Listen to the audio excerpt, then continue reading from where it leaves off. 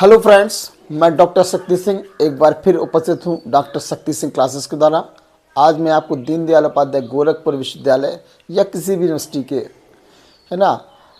BEd के second semester का एक बहुत ही इम्पोर्टेंट क्वेश्चन है ना, उसकी आज मैं चर्चा करूँगा। वो है विद्यालय संगठन के सिद्धांत। ठीक है, तो पिछले वीडियो में मैंने आपको बताया था कि विद्यालय संगठन होता क्या है। तो विद्यालय संगठन भौतिक संसाधन और मानवीय संसाधनों का एक मिश्रण होता है या एक व्यवस्था होती है। जैसे कि आपने देखा होगा कि भौतिक संसाधन के रूप में जो कॉलेज की बिल्डिंग्स होती हैं, चाहे वो शौचालय, पेयजल से लेकर, कक्षा से लेकर, क्लासरूम से लेकर, प्रयोगशाला से लेकर, पुस्तकालय से लेकर, सभागार से लेकर, विद्यालय के कार्यालय से लेकर, स्टाफ रूम से लेकर, ये सारे प्लेग्राउंड हो, चाहे वो व्यायामशाला हो, चाहे खेल के मैदान, ये सारी चीज़ें कहें तो विद्यालय के भौतिक संसाधन कहे जाते हैं। और कॉलेज के प्रिंसिपल्स, कॉलेज के शिक्षक, कॉलेज के कर्मचारी, प्यून्स, चपरासी, बाबू, ये सारे मानवीय व्यवस्था के अंतर्गत आते हैं। ये मानवीय संसाधन होते हैं। ये दोनों मिलकर इस तरीके से इनको व्यवस्था की जाती है। इनका इस प्रकार से यूज किया जाता है कि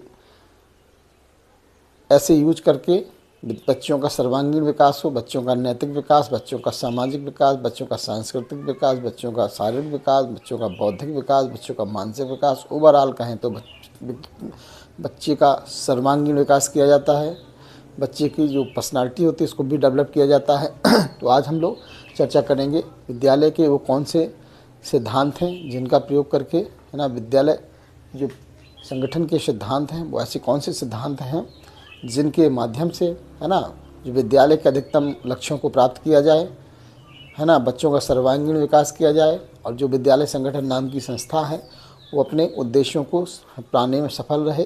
तो ऐसे कुछ सिद्धांतों की आज हम लोग चर्चा करेंगे। विद्यालय संगठन को किन किन बातों का ध्यान रखना चाहिए, है ना, अपने पॉलिसी, नियम, कानून बनाते समय किन किन बातों का ध्यान रखना चाहिए, उसके अलावा हम चर्चा करते हैं। तो सबसे पहला है बाल केंद्र सिद्धांत। बाल केंद्र सिद्धांत का मतलब, चूँकि शिक्षा व्यवस्था का केंद्र बालक होता है, क्योंकि बालक का सर्वांगीण विकास करना है, उसका शारीरिक विकास, उसका मानसिक विकास, उसका बौद्धिक विकास, नैतिक विकास, सामाजिक विकास, सांस्कृतिक विकास। इसलिए जब ये विकास करने होते हैं तो बाल केंद्रित का मतलब बालक पढ़ने के लिए पैदा नहीं हुआ है बल्कि शिक्षा उसके विकास के लिए बनाई गई है। तो बाल केंद्र यानी बच्चों का, है ना, सर्वांगीण विकास, बच्चों के व्यक्तित्व का विकास, इस बात का ध्यान रखना है। दूसरा विकास है लोकतांत्रिक सिद्धांत। अब लोकतांत्रिक सिद्धांत का मतलब ये होता है कि विद्यालय संगठन के जो सिद्धांत होते हैं उनमें लोकतांत्रिक पहलुओं की बात कही जाए, समानता, स्वतंत्रता, भ्रातृत्व, बंधुत्व की बात की जाए और जो कॉलेज का प्रिंसिपल हो वो चीज़ों को इस तरह से व्यवस्था करे कि जो शिक्षक हों और चाहे छात्र हों उनके साथ लोकतांत्रिक मूल्यों को ध्यान में रखकर ही व्यवहार किया जाना चाहिए। यानी कि सारे शिक्षक बराबर हैं, सारे छात्र बराबर हैं। ठीक है। अगला सिद्धांत है लचीलेपन का सिद्धांत। तो लचीलेपन का सिद्धांत क्या कहता है? तो लचीलेपन का सिद्धांत ये कहता है कि जब भी कॉलेज अपनी पॉलिसी बनाए, अपने नियम बनाए, अपने रूल बनाए, अपना कार्य करे तो समय और आवश्यकता के अकॉर्डिंग उसमें परिवर्तन करने की कैपेसिटी रखे। यानी उसमें समय और आवश्यकता के हिसाब से परिवर्तन करना आवश्यक है। अब हम लोग आते उद्देश्यों की स्पष्टता। तो यहाँ पर विद्यालय संगठन के उस उद्देश्य एकदम स्पष्ट होने चाहिए, क्लियर होने चाहिए, है ना, कि उद्देश्य बच्चे का विकास, संस्था का डेवलपमेंट। तो बच्चे का विकास कौन सा विकास? शारीरिक, मानसिक, नैतिक, चारित्रिक, सामाजिक, सांस्कृतिक, ये सारे डेवलपमेंट होने चाहिए। अगला है नियोजन का सिद्धांत। यानी कि नियोजन का सिद्धांत का मतलब विद्यालय संगठन को अपने उद्देश्यों को प्राप्त करना है, तो उद्देश्यों को प्राप्त करने के लिए नियोजन का होना बहुत ज़रूरी है। यदि नियोजन नहीं होगा तो कभी भी उद्देश्यों को प्राप्त नहीं कर सकते हैं। अगला है कार्यकुशलता का सिद्धांत। तो विद्यालय संगठन में अगर सफलता प्राप्त करनी है तो हमें कार्यकुशलता, यानी जो हमारे कर्मचारी होते हैं, हमारे शिक्षक होते हैं, वो कितने कार्यकुशल होते हैं, इस बात का ध्यान रखते ही हमें कार्यों का बंटवारा करना होता है। कार्य जो विद्यालय के संबंधी जो कार्य होते हैं उन कार्यों का बंटवारा इसी आधार पर करना चाहिए। और अगला है आदर्श नेतृत्व का सिद्धांत। आदर्श नेतृत्व का मतलब होता है कि विद्यालय संगठन का जो नेतृत्व करता होता है वो कॉलेज का प्रिंसिपल होता है। वो कर्मचारियों में, शिक्षकों में, है ना, जो भी कार्य का बंटवारा करते समय कोऑर्डिनेशन करता है, कोई समस्याएं आती हैं उनका समाधान, समुचित समाधान भी करता है। और अगला है सामुदायिक सहयोग का सिद्धांत। सामुदायिक सहयोग का मतलब क्या होता है? तो सामुदायिक सहयोग का ये मतलब होता है कि भाई विद्यालय किसने बनाया, किसके लिए बनाया? तो विद्यालय बनाया गया है बच्चों के सर्वांगीण विकास के लिए, ठीक है। तो हमें जब तक भाई बच्चा रहता कहाँ, घर रहता है या विद्यालय में रहता है, तो बच्चों के सर्वांगीण विकास करने के लिए हमको हमेशा, है ना, समुदाय और समाज का सहयोग लेना अति आवश्यक है। और जो प्रिंसिपल होता है वो विद्यालय और समाज के बीच की कड़ी होता है। अगला आता है समन्वय का सिद्धांत, ठीक है।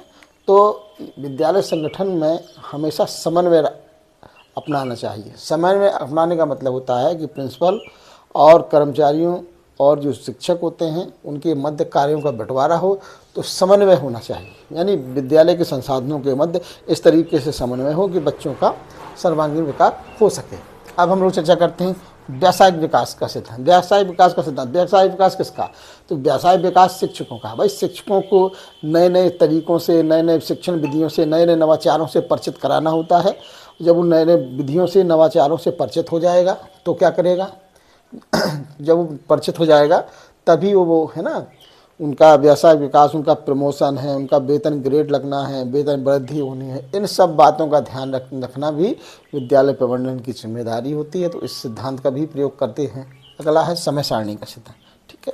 कि समय सारणी की प्रभावशीलता, ठीक है। तो देखिए विद्यालय में जब भी प्रिंसिपल होता है वो कार्यों को जब बांटता है तो वितरित करता है। तो करता क्या है? जब वो कार्यों को बांटता है तो वो क्या करता है कि भाई किस शिक्षक में कौन से विषय के अकॉर्डिंग सिलेबस को बांटता है, समय सारणी को, है ना, बांटता है ना। तो समय सारणी को वो विषय के अकॉर्डिंग बांटता है, कार्य के बंटवारा के हिसाब से बांटता है, कब सुबह ड्यूटी किसकी रहेगी, शाम किसकी रहेगी, कब किसका पीरियड रहेगा, ये सारी बातें समय सारणी में होती हैं। समय सारणी को स्कूल का स्पार्क कहा जाता है। कितने मिनट की क्लास रहेगी, कितने पीरियड्स हैं, कितने शिक्षक हैं, है ना। तो भौतिक संसाधन और मानवीय संसाधनों की सही उपयोग भी हो जाता है ना। बच्चे कब किस लाइब्रेरी का उपयोग कौन कब करेगा, कब कौन खेलेगा, ये सारी बातें समय सारणी के माध्यम से क्लियर हो जाती है। कब पाठ सहगामी क्रियाएँ होंगी, यानी विद्यालय के जो भी कार्यक्रम हैं उन सब का, है ना, वो व्यवस्था का समय सारणी के अंतर्गत होती है। अब आते हैं अनुशासन का सिद्धांत, ठीक है। अनुशासन, विद्यालय संगठन में अनुशासन का होना बहुत ज़रूरी है। चाहे वो अनुशासन कर्मचारियों का हो, चाहे शिक्षकों का हो, चाहे प्रिंसिपल्स का हो, और चाहे आपके छात्रों का हो। भाई तो जब तक अनुशासन में विद्यालय नहीं चलेगा तब तक वो सही से नहीं चलेगा। तो अनुशासन में जो संबंधी जो नियम होते हैं उसमें शासन के नियम, है ना, दीनदयाल उपाध्याय गोरखपुर विश्वविद्यालय के नियम, और साथ में, है ना, विद्यालय के अपने स्वयं खुद के नियम होते हैं। तो इन आधार पर ही चलता है और सबको इनका पालन करना ही अनुशासन कहलाता है ना। अगला आता है पाठ सहगामी क्रिया, ठीक का सिद्धांत। तो पाठ सहगामी क्रियाओं का सिद्धांत का मतलब होता है भाई विद्यालय संगठन किसके लिए? बच्चों के लिए। बच्चों के अंदर बहुत सारी क्षमताएं होती हैं। कहीं गाना गाने की क्षमता, कहीं, है ना, बाजा बजाने की क्षमता, या बहुत सारे वाद्य यंत्रों को बजाने की कैपेसिटी होती है। उनमें समाज सेवा की भावना भी होती है, एनसीसी होती है, एनएसएस होता है ना, और स्काउट गाइडिंग होती है। और क्योंकि इनका उद्देश्य क्या है? देश के लिए अच्छे नागरिक बनाना और बच्चों में जो छुपी हुई प्रतिभाएं होती हैं उनको अवसर प्रदान करना। ये पाठ सहगामी क्रियाओं के सिद्धांत के अंतर्गत विद्यालय संगठन में हमने चर्चा की। अब आते हैं वित्तीय पारदर्शिता। देखिए धन कहाँ से आया और कहाँ खर्च किया गया, इसके लिए जो भी लेखा देखा होना चाहिए। ऐसा ना हो कि भाई बहुत भ्रष्टाचार हो, बहुत करप्शन हो, है ना। तो संस्था में, विद्यालय संगठन में वित्तीय पारदर्शिता होनी चाहिए। कहाँ से कितना रुपया आया, हमने किस मद में कहाँ कहाँ कितना कितना खर्च किया गया, ठीक है। तो वित्तीय पारदर्शिता का सिद्धांत होना चाहिए, क्योंकि अर्थ के बिना सब अनर्थ हो जाता है, इसलिए वित्तीय पारदर्शिता होना बहुत ज़रूरी है। अब बताएं मूल्यांकन का सिद्धांत। तो विद्यालय प्रबंधन में मूल्यांकन का सिद्धांत का मतलब जो भी व्यवस्थाएं की गई हैं उन व्यवस्थाओं का समय समय पर मूल्यांकन होना चाहिए कि उसमें कमी क्या है, अच्छाइयाँ क्या हैं।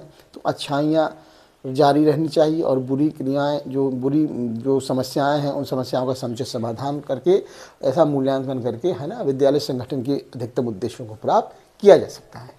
अब सुरक्षा और स्वास्थ्य का सिद्धांत, तो सुरक्षा और स्वास्थ्य का सिद्धांत देखिए, सुरक्षा किसकी? बच्चों की सुरक्षा, कर्मचारियों की सुरक्षा, शिक्षकों की सुरक्षा। विद्यालय संगठन का उद्देश्य है कि भाई अपने बच्चों, कर्मचारियों, है ना, शिक्षकों, सबकी सुरक्षा का, उनका हित का ध्यान रखना, उनका स्वास्थ्य का ध्यान रखना, है ना, कि भाई उन पर इतना वर्कलोड ना हो कि वो बीमार हो जाएं, है ना। तो समय सारणी का इस तरह से प्रयोग करना है कि सबका मानसिक स्वास्थ्य बना रहे, है ना, सबका शारीरिक स्वास्थ्य बना रहे, है ना। तो इस दोनों बातों का ध्यान रखना है, ठीक है। अगला है नवाचार का सिद्धांत।